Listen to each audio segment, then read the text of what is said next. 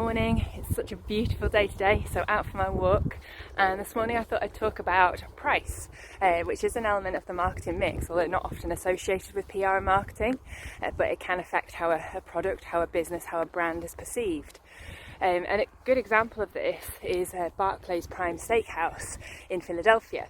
So when this launched, yes, it had a beautiful restaurant, a beautiful kind of experience, beautiful cutlery, but also what its owner, Howard Wine, set about to make different and to attract attention was the price point of the food.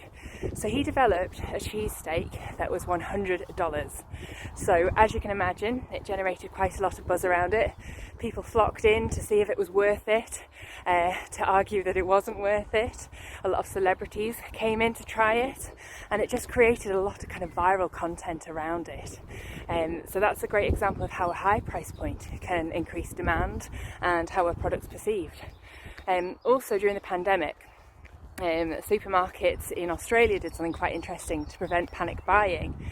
So they, say for hand sanitizer, for example, if you bought one hand sanitizer, it was normal price. If you bought two, it was about quadruple the price. And this was to stop panic buying, and it did seem to work as well.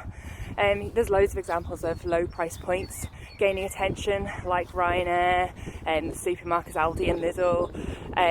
But also, it doesn't have to always be about that. It can be about how you kind of spend the profits or the turnover that you're given from the price. So CSR is becoming increasingly important, as we've seen.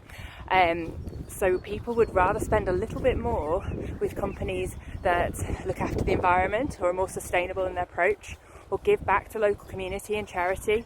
So that's certainly something to consider when you're thinking about your pricing strategy. At the minute, it's a turbulent economy. It's either boom or bust for a lot of businesses. So that doesn't necessarily mean that you need to put your prices up or down. It's a real kind of mix. So yeah, something to think about.